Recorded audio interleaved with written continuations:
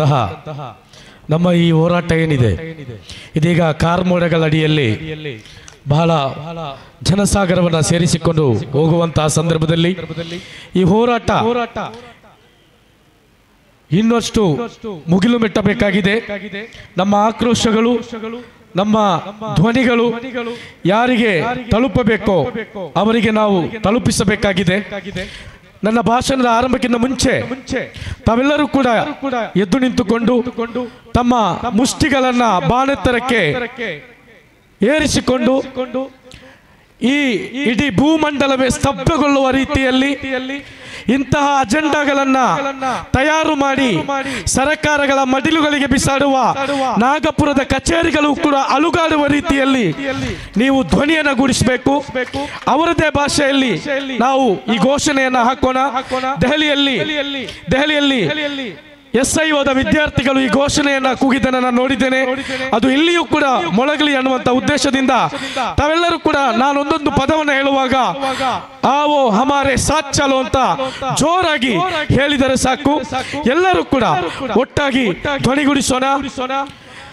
हम वक्फ बचाने निकले हैं, आओ हमारे साथ चलो। दस्तूर बचाने निकले हैं, आओ हमारे साथ चलो। हम मुल्क बचाने निकले हैं, आओ हमारे साथ चलो। मस्जिदों बचाने निकले हैं, आओ हमारे साथ चलो। मदरसे बचाने निकले हैं, आओ हमारे साथ चलो। आसार बचाने निकले हैं, आओ हमारे साथ चलो। मीरास बचाने निकले हैं, आओ हमारे साथ चलो। पहचान बचाने निकले हैं, आओ हमारे साथ चलो।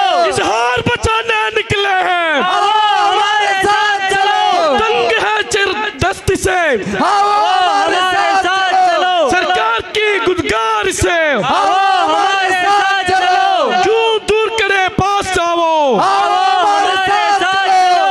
दस्तूर बचाने निकले हैं, आओ हमारे साथ चलो। मस्जिद बचाने निकले हैं, आओ हमारे साथ चलो। कब्रिस्तान बचाने निकले हैं, आओ हमारे साथ चलो। आवाज दो, आवाज दो. ಎಲ್ಲರಿಗೂ ಕೂಡ ಧನ್ಯವಾದ. ದೇಶದಲ್ಲಿ ಯಾಕಾಗಿ ಯಾವ ರೀತಿಯಲ್ಲಿ ವಕ್ಫ್ ಮಸೂದೆಯನ್ನು ತರಲಾಗ್ತಾ ಇದೆ ಅನ್ನೋದನ್ನ ಬಹಳಷ್ಟು ದಿನಗಳಿಂದ ಬಹಳಷ್ಟು ಮಂದಿಯ ಭಾಷಣಗಳಿಂದ ವರದಿಗಳಿಂದ ಮಾಧ್ಯಮಗಳ ಮುಖಾಂತರ ನಾವು ಅರಿತುಕೊಂಡಿದ್ದೇವೆ. ಈಗಾಗಲೇ ಝೈನಿ ಉಸ್ತಾದ್ ಅವರು ಹೇಳಿದ್ರು ಯಾವ ರೀತಿಯಲ್ಲಿ ಇದರಲ್ಲಿ ನಾವು ಕಾಣಲೇಬೇಕಾದಂತ ಕೆಲವೊಂದು ಅಂಶಗಳಿವೆ ಅಂತೇಳಿ. ಒಂದು ರಾಷ್ಟ್ರೀಯ ಕೌನ್ಸಿಲ್ನಲ್ಲಿ ಅದರ ಕೌನ್ಸಿಲ್ನಲ್ಲಿ ಮುಸಲ್ಮಾನರನ್ನೇ ಮೈನಾರಿಟಿ ಮಾಡುವಂತಹದ್ದು ಮತ್ತು ರಾಜ್ಯ ಬೋರ್ಡ್ ವಕ್ಫ್ ಬೋರ್ಡ್ನಲ್ಲಿಯೂ ಕೂಡ ಮುಸಲ್ಮಾನ ಸದಸ್ಯರ ಸಂಖ್ಯೆಯನ್ನ ಕಡಿಮೆ ಮಾಡಿ ಇತರ ಮುಸಲ್ಮೇತರರನ್ನ ಹೆಚ್ಚುಗೊಳಿಸುವಂತಹ ಷಡ್ಯಂತ್ರವನ್ನು ಹಾಕಿರುವಂತಹದ್ದು, ಜುಡಿಷಿಯರಿಯಲ್ಲಿ ಇರುವಂತಹ ಟ್ರಿಬ್ಯುನಲ್ ನಲ್ಲಿ ಇರುವಂತಹ ಇದರ ಪವರ್ ಅನ್ನ ತೆಗೆದುಕೊಂಡು ಜಿಲ್ಲಾಧಿಕಾರಿಗಳಿಗೆ ಸರ್ಕಾರಿ ಅಧಿಕಾರಿಗಳಿಗೆ ನೀಡಿರುವಂತಹದ್ದು. ಅಥವಾ ಒಬ್ಬ ಈ ವಕ್ಫ್ಗೆ ಏನಾದರೂ ದಾನವನ್ನ ಮಾಡಬೇಕಂತ ಹೇಳಿದ್ರೆ ಅವನು ನಾನು 5 ವರ್ಷ ಪ್ರಾಕ್ಟಿಸಿಂಗ್ ಮುಸಲ್ಮಾನನಾಗಿದ್ದೆ ಅನ್ನುವುದನ್ನ ನಿರೂಪಿಸಬೇಕು ಅನ್ನುವಂತಹ ರೀತಿಯದ್ದು. ಈ ರೀತಿಯಾಗಿ ಅಥವಾ ಸರ್ವೆ ಮಾಡುವಂತಹ ವಿಚಾರಗಳನ್ನ ಸ್ವತಂತ್ರ ಕಮಿಷನ್ ಮೂಲಕ ಸರ್ವೆ ಮಾಡಬೇಕು ಅನ್ನುವಂತಹ ವಿಚಾರಗಳನ್ನ ಇವತ್ತು ಜಿಲ್ಲಾಧಿಕಾರಿಯ ಸುಪರ್ದಿಗೆ ತಂದಿರುವಂತಹದ್ದು. ಈ ರೀತಿಯ ಬಹಳಷ್ಟು ವಿಚಾರಗಳನ್ನ ಇದರಲ್ಲಿ ಹಾಕಲಾಗಿದೆ. ನಾವೆಲ್ಲರೂ ಕೂಡ ಈಗ ಇಲ್ಲಿ ಬಹಳಷ್ಟು ಮಂದಿ ಭಾಷಣದ ಮೂಲಕ ಹೇಳಿದ್ರು ಸಂವಿಧಾನ ಇದೆ, ನಾವು ಕಾನೂನಿನ ಹೋರಾಟವನ್ನ ಮಾಡೋಣ, ಸಂವಿಧಾನದ ಮೇಲೆ ಈ ದೇಶದ ನ್ಯಾಯಾಂಗದ ಮೇಲೆ ವಿಶ್ವಾಸವಿಟ್ಟುಕೊಂಡು ನಾವು ಮುಂದುವರಿಯೋಣ, ಖಂಡಿತವಾಗಿಯೂ ಕೂಡ ದೊರೆಯಲಿಕ್ಕಿದೆ ಅಂತೇಳಿ ಈ ದೇಶವನ್ನ ಈ ಭಾರತವನ್ನು ತೆಗೆದುಕೊಂಡ್ರೆ ಈ ದೇಶದ ಸಂವಿಧಾನದಲ್ಲಿ ಈ ದೇಶದ ನ್ಯಾಯಾಂಗದಲ್ಲಿ ಮುಸಲ್ಮಾನರು ಭರವಸೆಯನ್ನು ಇಟ್ಟಷ್ಟು ಈ ದೇಶದ ಇತಿಹಾಸದಲ್ಲಿ ಇನ್ಯಾರೂ ಕೂಡ ಇಟ್ಲಿಲ್ಲ ಅನ್ನೋದನ್ನು ನಾವು ಅರ್ಥ ಮಾಡಿಕೊಳ್ಬೇಕು. ಸುದೀರ್ಘವಾದಂತಹ 25 ವರ್ಷಗಳಾಗಿತ್ತು ಈ ದೇಶದ ಸರ್ಕಾರಗಳು, ಈ ದೇಶದ ಮಿಲಿಟರಿ ವ್ಯವಸ್ಥೆಗಳು, ಈ ದೇಶದ ಪೊಲೀಸ್ ವ್ಯವಸ್ಥೆಗಳು ಎಲ್ಲರೂ ಕೂಡ ನೋಡಿ ನಿಂತುಕೊಂಡು ಕೈಕಟ್ಟಿ ನಿಂತುಕೊಂಡು ಮುಸಲ್ಮಾನರು 400 ವರ್ಷಗಳ ಕಾಲ ಪ್ರಾರ್ಥನೆ ಮಾಡಿದಂತಹ, ಸುಜೂದ್ ಹಾಕಿದಂತಹ, ಬಾಬರಿ ಮಸ್ಜಿದ್ ಅನ್ನು ಧ್ವಂಸ ಮಾಡಿದ ವಿಚಾರದಲ್ಲಿ ಮುಸಲ್ಮಾನರು ಈ ದೇಶದ ಸಂವಿಧಾನವನ್ನು, ಈ ದೇಶದ ನ್ಯಾಯಾಂಗದ ಮೇಲಿರುವಂತಹ ಭರವಸೆಯನ್ನು ಬದಿಗೆ ಇಟ್ಟು ಅವರು ಮುಂದುವರಿಯಲಿಲ್ಲ. ಅವರು 25 ವರ್ಷಗಳ ಕಾಲ ಈ ದೇಶದ ನ್ಯಾಯಾಂಗ ವ್ಯವಸ್ಥೆಯ ಮೇಲೆ ಭರವಸೆಯನ್ನು ಇಟ್ಟು ಇಂದೋ ನಾಳೆಯೋ ನಮಗೆ ನ್ಯಾಯ ದೊರಕಬಹುದು, ಆ ಬಾಬರಿಯ ಮಸೀದಿಯ ಮಿನಾರಗಳಲ್ಲಿ ಆಜಾನ್ ಮೊಳಗಬಹುದು ಅಂತ ಹೇಳಿಕೊಂಡು ಕಾದು ಕುಳಿತೆವು. ಆದರೆ ಇಲ್ಲಿಯ ನ್ಯಾಯಾಂಗ ವ್ಯವಸ್ಥೆ ಕೊನೆಗೆ ನಮಗೆ ನೀಡಿದ್ದು ಆ ನಮ್ಮ ಭೂಮಿಯನ್ನ ಕಸಿದುಕೊಂಡು ಬಹುಸಂಖ್ಯಾತರ ಭಾವನೆಗೆ ಅನುಗುಣವಾಗಿ ರಾಮ ಮಂದಿರಕ್ಕೆ ಅದನ್ನು ಬಿಟ್ಟುಕೊಡಲಾಯಿತು. ಅನಂತರ NRCCA ಸುದೀರ್ಘವಾದಂತಹ ಹೋರಾಟ, NRCCA ಅನ್ನು ಇಲ್ಲಿ ತರಲಿಕ್ಕೆ ಪ್ರಯತ್ನವನ್ನ ಮಾಡಿದ್ರು. NRCCA ಕೂಡ ಇಲ್ಲಿ ಪಾಸ್ ಆಯಿತು. ಈಗ ನಾವು ಈ ಬಿಲ್ ಪಾಸ್ ಆದಾಗ SDPI ಅವರು, ಜಮಾತೆ ಇಸ್ಲಾಮಿನವರು, ಕಾಂಗ್ರೆಸ್ನವರು, DMK ಅವರು ಎಲ್ಲರೂ ಕೂಡ ಸುಪ್ರೀಂ ಕೋರ್ಟ್ಗೆ ಪಿಟಿಷನ್ ಹಾಕಿದ್ದಾರೆ. ಇದರ ವಿರುದ್ಧ ಕೇಂದ್ರ ಸರ್ಕಾರ ಕೆವಿಯಟ್ ಕೂಡ ಹಾಕಿದೆ.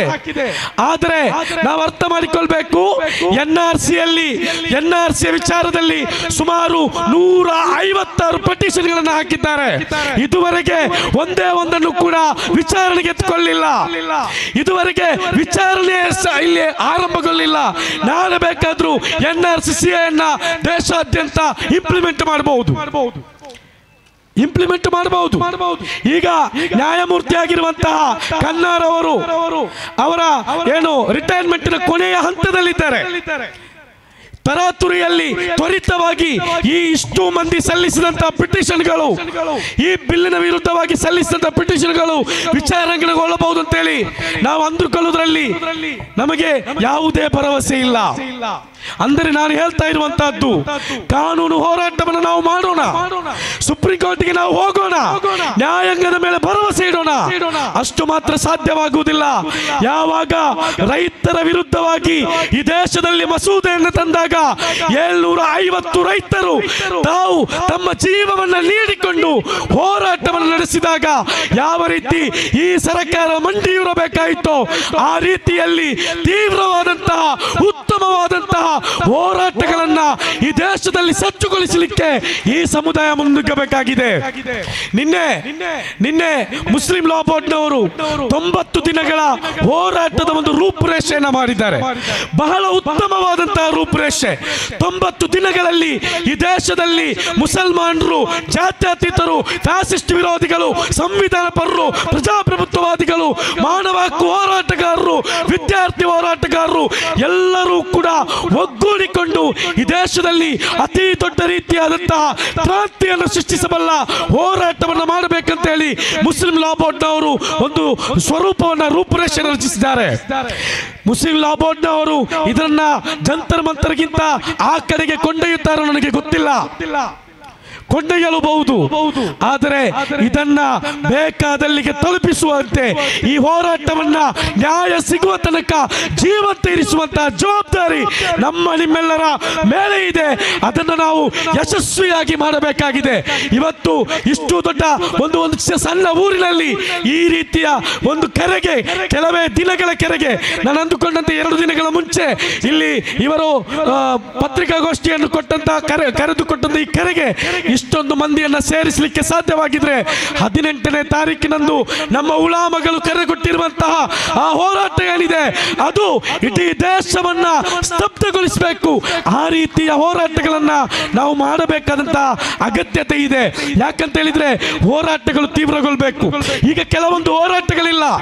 NRCCA ಬಂದಾಗ JNUನ ಜಾಮಿಯಾ ಮಿಲ್ಲಿಯಾದ ವಿದ್ಯಾರ್ಥಿಗಳು ಅಲ್ಲಿ ಹಾಕಲ್ಪಟ್ಟಂತಹ ಗೇಟುಗಳನ್ನ, ಪೊಲೀಸರ ಟಿಯರ್ ಗ್ಯಾಸ್ಗಳನ್ನ ಕಿತ್ತೆಸೆದುಕೊಂಡು ಈ ದೇಶದ ಮೂಲೆ ಮೂಲೆಗಳಿಗೆ NRCCA ಹೋರಾಟವನ್ನು ತಲುಪಿಸಿದ್ರು. RSS ಭಯಗೊಂಡಿತ್ತು. ನಾಗಪುರದ ಕಚೇರಿಗಳು ನಡುಗಿತ್ತು. ಬಿಜೆಪಿಯ ಪ್ರತಿಯೊಂದು ಅಜೆಂಡಾಗಳು ಕೂಡ ಅಲ್ಲಿ ಒಡೆದು ಹೋಯಿತು.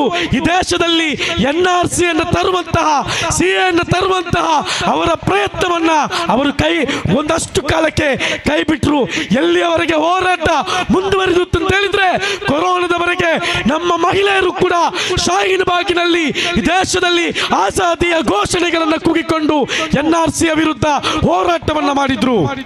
ನಾನು ಹೇಳುವಂತಹದ್ದು, NRC ನನ್ನ ಮನೆಯನ್ನು ತೆಗೆದುಕೊಂಡು ಹೋಗ್ಲಿಕ್ಕಿದೆ, ನನ್ನ ಆಸ್ತಿಯನ್ನು ತೆಗೆದುಕೊಂಡು ಹೋಗ್ಲಿಕ್ಕಿದೆ, ನನ್ನ ಪೌರತ್ವವನ್ನು ಕಸಿದಿಕ್ಕಿದೆ ಅನ್ನುವಂಥದ್ದನ್ನ ಅರಿತುಕೊಂಡದಕ್ಕೂ ಗೊತ್ತಿಲ್ಲ ಅತಿ ಹೆಚ್ಚಿನ ಸಂಖ್ಯೆಯಲ್ಲಿ ಜನ ಸೇರಿ ಹೋರಾಟ ನಿರಂತರವಾಯಿತು. ಯಾಕೆ ವಕ್ಫಿನ ಹೋರಾಟದಲ್ಲಿ ಆ ಪ್ರಾಧಾನ್ಯತೆ ಕಾಣ್ತಾ ಇಲ್ಲ? ಇನ್ನೊಂದು ವಿಚಾರ ಇದೆ, ನಾವು ಅರಿತುಕೊಳ್ಬೇಕು.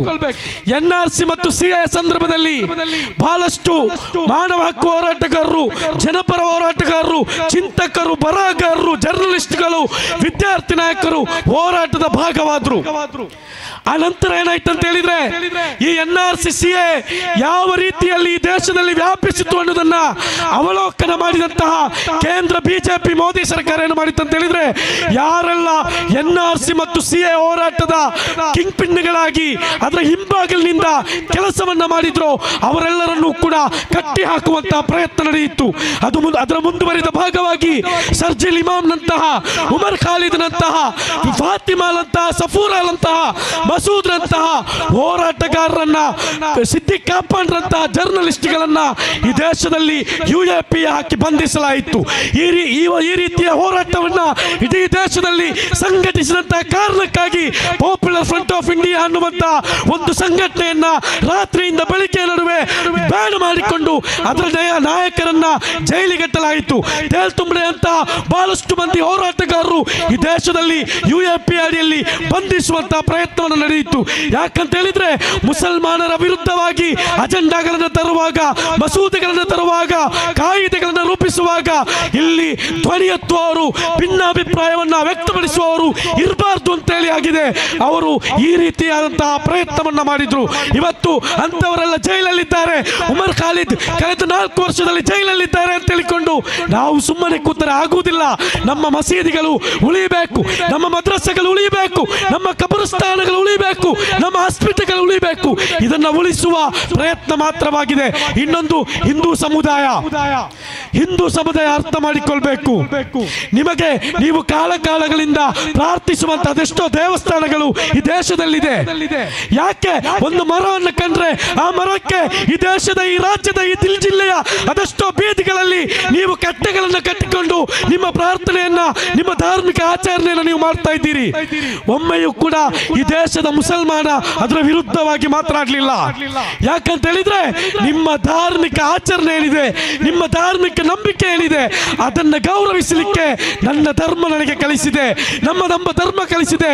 ಅದಕ್ಕಾಗಿ ಇದುವರೆಗೆ ನಾವು ಎಲ್ಲಿಯೂ ಕೂಡ ನಿಮ್ಮ ಒಂದೇ ಒಂದು ಆಚರಣೆ ವಿರುದ್ಧ, ಒಂದೇ ಒಂದು ನೀವು ಸರ್ಕಾರಿ ಭೂಮಿಯಲ್ಲಿ ರಚಿಸಿದಂತಹ ಮಂದಿರಗಳ ವಿರುದ್ಧ, ಭಜನಾ ಮಂದಿರಗಳ ವಿರುದ್ಧ ನಾವು ಮಾತಾಡಲಿಲ್ಲ. ನಾವು ಗೌರವಿಸಿದ್ದೇವೆ. ಇವತ್ತು ನಾವೇ ದಾನ ಮಾಡಿದಂತಹ, ನಮ್ಮ ಹಿರಿಯರು ಬಿಟ್ಟು ಹೋದಂತಹ ನಮ್ಮದೇ ಹಕ್ಕನ್ನ ಸರ್ಕಾರ ಕಸಿಯುವಾಗ ನೀವು ಯಾಕೆ ಅದನ್ನು ಬೆಂಬಲಿಸ್ತಾ ಇದ್ದೀರಿ? ನೀವು ಯಾಕೆ ಇದನ್ನು ಅವಲೋಕನ ಮಾಡ್ತಾ ಇಲ್ಲ? ಈ ದೇಶದಲ್ಲಿ ಕಾಲಗಳಲ್ಲಿ ಅವರು ಹೂಡಿಟ್ಟಂತಹ ದೇವಸ್ಥಾನಗಳಲ್ಲಿ ಹೂಡಿಟ್ಟಂತಹ ಯಾವುದಾದ್ರೂ ಒಂದು ಆಸ್ತಿಯ ಬಗ್ಗೆ ನಾವು ಇದುವರೆಗೆ ಮಾತಾಡಿದ್ದೇವೆಯಾ? ನಾವು ಮಾತಾಡಲಿಲ್ಲ. ನಾವು ಮಾತಾಡೋದು ಕೂಡ ಇಲ್ಲ. ನಾಳೆ ಯಾವುದಾದ್ರೂ ಒಂದು ದೇವಸ್ಥಾನದ ಪೂಜೆಯನ್ನು ನಿಲ್ಲಿಸಲಿಕ್ಕೆ ಯಾವುದಾದ್ರೂ ಒಬ್ಬ ಅಧಿಕಾರಿ ಮುಂದೆ ಬಂದ್ರೆ ಅದನ್ನ ಪ್ರಶ್ನಿಸಲಿಕ್ಕೆ ಈ ಮುಸ್ಲಿಂ ಸಮುದಾಯ ಮುಂದೆ ಇರ್ತದೆ. ಅದರಲ್ಲಿ ಸಂಶಯವಿಲ್ಲ. ಆದರೆ ನಮ್ಮ ಹಕ್ಕನ್ನು ಕಸಿಯುವಾಗ, ನಮ್ಮ ಧಾರ್ಮಿಕ ವಿಚಾರಗಳಿಗೆ ಹಸ್ತಕ್ಷೇಪವನ್ನು ಮಾಡುವಾಗ, ನನಗೆ ಈ ದೇಶದ ಸಂವಿಧಾನ, ಈ ದೇಶದ ಪ್ರಜಾಪ್ರಭುತ್ವ, ಈ ದೇಶದ ಜಾತ್ಯತೀತತೆ ನೀಡಿದಂತ ಅವಕಾಶಗಳನ್ನು ಕಸಿದುಕೊಳ್ಳುವಾಗ ನೀವು ನಮ್ಮೊಂದಿಗೆ ನಿಲ್ಲದಿದ್ದರೂ ಪರವಾಗಿಲ್ಲ, ನೀವು ನಮ್ಮ ವಿರುದ್ಧ ನಿಲ್ಲಬಾರದು ಅನ್ನೋದನ್ನ ನಾವು ಬಹಳ ವಿನಮ್ರವಾಗಿ ನಿಮ್ಮಲ್ಲಿ ವಿನಂತಿಸ್ತಾ ಇದ್ದೇವೆ. ಯಾಕಂತ ಹೇಳಿದ್ರೆ ನೀವು ಒಟ್ಟಾಗಿ ಬಾಳಿದರೆ, ಸೌಹಾರ್ದತೆಯಿಂದ ಬಾಳಿದರೆ, ಭಾವೈಕ್ಯತೆಯಿಂದ ಬಾಳಿದರೆ ಈ ದೇಶ ಉಳಿಯುತ್ತೆ. ಅದು ಬಿಟ್ಟು ಫ್ಯಾಸಿಸ್ಟರಿಂದ, ಸಂಘ ಪರಿವಾರದಿಂದ, RSSನಿಂದ, ಭಾಗವತನಿಂದ ಈ ದೇಶ ಉಳಿಯುವುದಿಲ್ಲ. ನಾವೆಲ್ಲರೂ ಕೂಡ ಅರ್ಥ ಮಾಡಿಕೊಳ್ಬೇಕಾದಂತ ಇನ್ನೊಂದು ವಿಚಾರ ಇದೆ. ಈ ವಕ್ಫ್ ಬಿಲ್ ಅನ್ನ ಜಾರಿಗೊಳಿಸುವಂತಹ ಕೆಲವೇ ದಿನಗಳ ಮುಂದೆ ಈ ದೇಶದ ಪ್ರಧಾನಿ ಎಲ್ಲಿಗೆ ಹೋಗ್ತಾರೆ ಅಂತ ಹೇಳಿದ್ರೆ ಸಂಘ ಪರಿವಾರದ ನಾಗಪುರದ ಕಚೇರಿಗೆ ಹೋಗಿ ಭಾಗವತ್ರವರನ್ನ ಭೇಟಿಯಾಗಿ ಬರ್ತಾರೆ. ಜನರು ಈ ದೇಶದ ನ್ಯಾಯಾಂಗ ವ್ಯವಸ್ಥೆಯಲ್ಲಿ ಮತ್ತೆ ಮತ್ತೆ ಭರವಸೆ ಇಡುವಾಗಲೂ ಕೂಡ ಈ ದೇಶದಲ್ಲಿ ಬಾಂಬ್ ಸ್ಫೋಟ ಮಾಡಿದಂತಹ ಪ್ರಜ್ಞಾ ಸಿಂಗ್ರ ಕೇಸಿನ ಮೇಲೆ ತೀರ್ಪು ನೀಡಬೇಕಾದಂತ ಒಬ್ಬ ನ್ಯಾಯಾಧೀಶ ಕೆಲವೇ ದಿನಗಳು ಬಾಕಿಯಾಗಿದ್ದಾಗ ಟ್ರಾನ್ಸ್ಫರ್ ಆಗ್ತಾರೆ. ಆಲೋಚನೆ ಮಾಡಬೇಕು. ರಾತ್ರಿ 2 ಗಂಟೆಗೆ ಈ ದೇಶದ ಸಂಸತ್ತಿನಲ್ಲಿ 2 ವಿಚಾರಗಳು 2 ಪ್ರಮೇಯಗಳು ಪಾಸ್ ಆಗುತ್ತದೆ. ಅಂದರೆ ಭಯಾನಕವಾದಂತಹ ದಿನಗಳಿಗೆ ಈ ದೇಶ ಮುಂದೆ ಹೋಗ್ತಾ ಇದೆ ಅನ್ನೋದನ್ನ ನೀವು ಬಹಳ ಸ್ಪಷ್ಟವಾಗಿ ಆಲೋಚನೆ ಮಾಡಬೇಕಾಗಿದೆ. ವಕ್ಫ್ ಬಿಲ್ಲಿನಲ್ಲಿ ಈ ಮಾಡಿರುವಂತಹ ಪ್ರತಿಯೊಂದು ತಿದ್ದುಪಡಿಯೂ ಕೂಡ ಅದರ ಪ್ರತಿಯೊಂದು ಪದಗಳು ಕೂಡ ಈ ದೇಶದ ಸಂವಿಧಾನದ ಆಶಯಗಳಿಗೆ ಕೊಡಲಿ ಹೇಟನ್ನು ಹಾಕುವಂತಹ ವಿಚಾರಗಳಾಗಿವೆ. ಅದನ್ನ ನಾವು ಅರ್ಥ ಮಾಡಿಕೊಳ್ಳಬೇಕಾಗಿದೆ. ಆಗ ಉದವಿ ಉಸ್ತಾದ್ರವರು ಅಡ್ವೊಕೇಟ್ ಉದವಿ ಉಸ್ತಾದ್ರವರು ಬಹಳ ಸ್ಪಷ್ಟವಾದಂತಹ ಒಂದು ಸಂದೇಶವನ್ನ ಈ ದೇಶಕ್ಕೆ ನೀಡಿದ್ರು. ನಾನು ಕೂಡ ಈ ಬಿಲ್ ಅನ್ನ ಇಲ್ಲಿ ತರಲಿಕ್ಕೆ ಹೊಟ್ಟಂತಹ ಅಮಿತ್ ಶಾ, ಮೋದಿ, ಬಿಜೆಪಿ, ಸಂಘ ಪರಿವಾರಕ್ಕೆ ಈ ವೇದಿಕೆಯಲ್ಲಿ ಬಹಳ ಸ್ಪಷ್ಟಪಡಿಸುವಂತ ವಿಚಾರವಾಗಿದೆ. ವಕ್ಫ್ ಅದು ಅಲ್ಲಾಹನದ್ದಾಗಿದೆ. ಅದು ಅಲ್ಲಾಹನದು. ಮುಂದೆಯೂ ಹಿಂದೆಯೂ ಅಲ್ಲಾಹನದಾಗಿತ್ತು, ಈಗಲೂ ಅಲ್ಲಾಹನಾಗಿದೆ. ಇನ್ಶಾ ಅಲ್ಲಾಹ್ ಅದು ನಾಳೆಯೂ ಮುಂದಿನ ಎಲ್ಲ ದಿನಗಳಲ್ಲೂ ಕೂಡ ಅದು ಅಲ್ಲಾಹನದ್ದೇ ಆಗಿರ್ತದೆ. ಅದನ್ನು ನೀವು ತಡೆಯುವುದಾದರೆ ನಿಮ್ಮನ್ನ ಎಲ್ಲಾ ರೀತಿಯಲ್ಲಿ ಈ ಸಂವಿಧಾನವನ್ನು ಹಿಡಿದುಕೊಂಡು ಈ ದೇಶದ ಸಂವಿಧಾನವನ್ನು ಹಿಡಿದುಕೊಂಡು ನಿಮ್ಮನ್ನ ಎದುರಿಸಲಿಕ್ಕೆ ಪ್ರತಿರೋಧಿಸಲಿಕ್ಕೆ ನಾವು ತಯಾರಾಗಿದ್ದೇವೆ. ತುಮಾರೆ ನಾನು ಅಮಿತ್ ಶಾ ಅವರ ಭಾಷೆಯಲ್ಲೇ ಅವರಿಗೆ ಹೇಳ್ತಾ ಇದ್ದೇನೆ, ತುಮಾರೆ ಬಂದೂಕ್ ಮೇ ಗೋಲಿ ಕಮ್ ಪಡೆಗೆ, तुम्हारे बंदूक में गोली कम पड़ेगी, लेकिन हमारे सीने नहीं. इंशाअल्लाह ಈ ದೇಶವಾಗಿ ಉಳಿಯಲಿಕ್ಕೆ ಈ ಭಾರತವಾಗಿ ಉಳಿಯಲಿಕ್ಕೆ ಆ ತ್ರಿವರ್ಣ ಧ್ವಜ ಅದು ತ್ರಿವರ್ಣ ಧ್ವಜವಾಗಿ ಉಳಿಯಲಿಕ್ಕೆ ಅಂಬೇಡ್ಕರ್ ಅವರ ಸಂವಿಧಾನವಾಗಿ ಉಳಿಯಲಿಕ್ಕೆ ಈ ದೇಶದ ಮುಸಲ್ಮಾನರು ಸ್ವಾತಂತ್ರ್ಯದ ಸಂದರ್ಭದಲ್ಲಿ ಬ್ರಿಟಿಷರ ವಿರುದ್ಧವೂ ಕೂಡ ಹೋರಾಟದಿಂದ ಹಿಂದೆ ಸರಿಯಲಿಲ್ಲ. ಕೊನೆಯ ಸಂದರ್ಭದಲ್ಲಿ ಕಾಲಪಾಣಿಯನ್ನು ನೀಡಿದಾಗ ಮುಸಲ್ಮಾನ ಹೋರಾಟಗಾರರು ಅವರ ಕಾಲಪಾಣಿಯ ಶಿಕ್ಷೆಯನ್ನು ಅನುಭವಿಸಿದ್ರು, ಅದನ್ನು ಎದುರಿಸಿದ್ರು. ಅವರ ನೇಣುಗಂಬಕ್ಕೆ ಹತ್ತಿ ಅಶ್ಫಾಕುಲ್ಲಾ ಖಾನ್ ಅಂತವರು ಈ ದೇಶದಲ್ಲಿ ಹುತಾತ್ಮರಾದರು. ಆದರೆ ನೀವು ಪೂಜಿಸುವಂತಹ ಸಾವರ್ಕರ್ ನಂತವರು ಕ್ಷಮಾಪತ್ರವನ್ನು ಬರೆದು ಈ ದೇಶವನ್ನ ಅವರ ಕಾಲಿಗಳಿಗೆ ಇಟ್ಲಿಕ್ಕೆ ಪ್ರಯತ್ನ ಮಾಡಿದ್ರು. ಆದರೆ ಈ ಮುಸಲ್ಮಾನರು ತಯಾರಾಗಲಿಲ್ಲ.